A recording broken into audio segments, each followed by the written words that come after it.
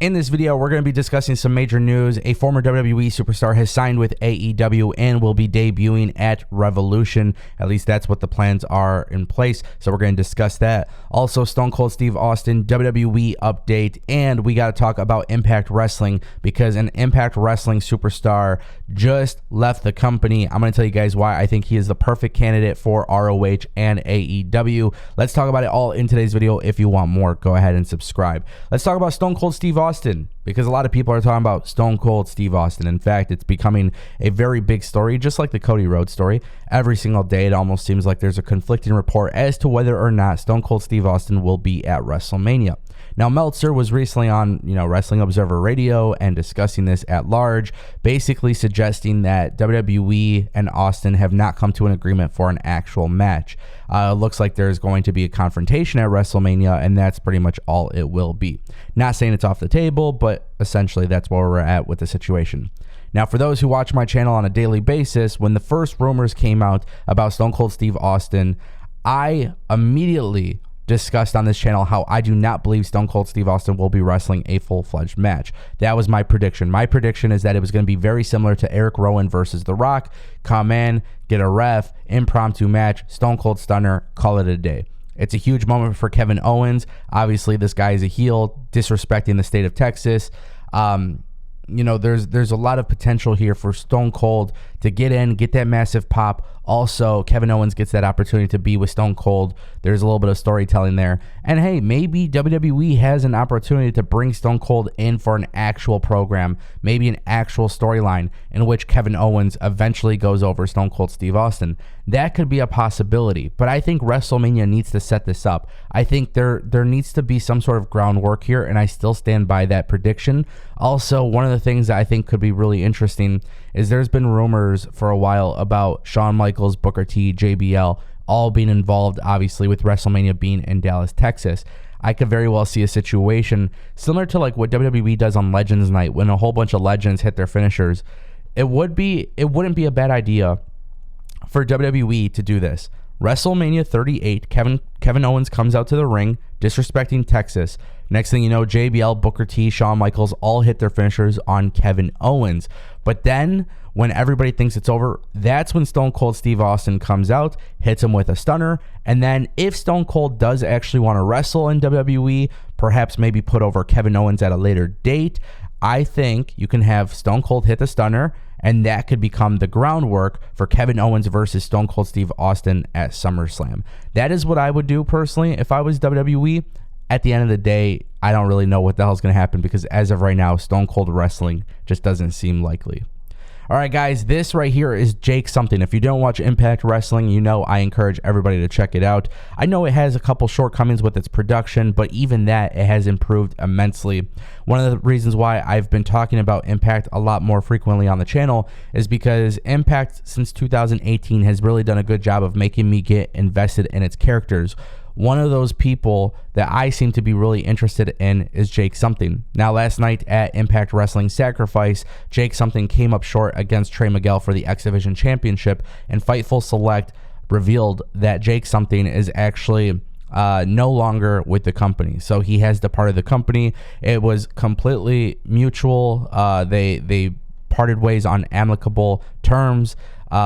Jake Something it's also been said that he would be greatly welcomed back into the company, but they were just unable to come to an agreement. Now, the reason why I specifically want to talk the specific reason why I wanted to talk about this story is because Jake Something, obviously he's kind of retransformed everything. His look, his presentation, his in-ring ability, everything about him has evolved since being in Impact Wrestling. And now we have AEW and ROH as two companies that are owned by Tony Khan. And of course, there's a lot of talks about why Tony Khan should sign certain wrestlers, or is he signing too many wrestlers? But at this point, he is going to need a roster for Ring of Honor. And mind you, Ring of Honor's wrestlers that were signed to them previously are not contracted to the company. Okay, so Tony Khan did not get that roster because those roster members were released. Now, that doesn't mean Tony Khan essentially can't just go and sign those free agents, but some of them have already signed with Impact, right? We see Honor No More as a big part of Impact. If I was Tony Khan, I would look at this Jake something situation and see if there is an opportunity for him to come to ROH. I think Tony Khan bringing him into ROH, being a developmental program, kind of not even a developmental program because I don't like the word developmental, but in a sense of like a smaller third brand, like kind of like a rising of the crop brand, right? Like giving people an opportunity to showcase what they can do, build storylines, and I'm under the belief that William Regal should come to ROH and run it for Tony Khan. Very similar to what NXT was. Very, very similar to what NXT was. And I think if Tony Khan specifically could bring Jake something into the company, I think he can have something good with him long term. Granted, I mean, Jake something is already good enough to be a prominent figure on AEW Dynamite in Rampage, but there's just so many people. He's going to get lost in the shuffle. It's inevitable. So with this new ROH acquisition, I think Jake something should be there. If not, obviously the chances of the two sides coming together between Impact and Jake something is always possible as well. It's just something to kind of keep in mind. I don't know what the hell is going to happen, but I am very intrigued. Another story by Fightful Select. Isaiah Swerve Scott is set to debut at AEW Revolution. The news broke late last night. As you guys know, I uploaded a late video as well telling you about a new WWE superstar who signed with AEW. About a week or two ago, we discussed Swerve signing with AEW as well. So it's not necessarily news that Swerve would sign with AEW. We've been following those rumors for a while, a lot of reports for a while. But Sean Ross Sapp of Fightful Select revealed that basically AEW has plans reportedly for Isaiah Swerve Scott to debut at Revolution. Now, I posted or retweeted a post on Twitter with the Acclaimed and Top Dollar. I personally would love to see, because everybody was in the Orlando, Florida area this week, by the way. It's not really a secret that Swerve was going to AEW. Look, man, AEW obviously bringing in Shane Strickland. To me, I like it. I like Shane Strickland. I think he's really, really good. I know a lot of people have this weird thing with Top Dollar and Ashanti Adonis and BFAB, but I think Hit Row had so much potential. And with AEW having a huge emphasis on factions and groups and tag teams and trios, I really do want to see these guys and BFAB, all four of them. I want to see them all go to AEW as a group, as a heel group, babyface group. It doesn't really matter. I just think there's a lot of potential.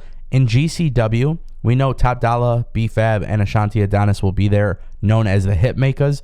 Swerve will not be part of the group in that show, from my understanding.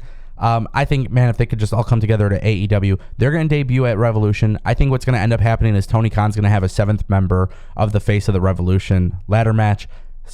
Shane Strickland will be there. Swerve Strickland. Obviously, we don't know for sure the exact plans, but the plans are for him to be there. I say just bring in the entire group, but also keep in mind Top Dollar is back in WWE hosting the A&E show for their archive stuff. So who knows? Maybe that's going to be an issue. Let me know what you guys think in the comment section down below. My name is Ango. Look forward to chatting with you, and hopefully Revolution is a good pay-per-view. See you guys soon.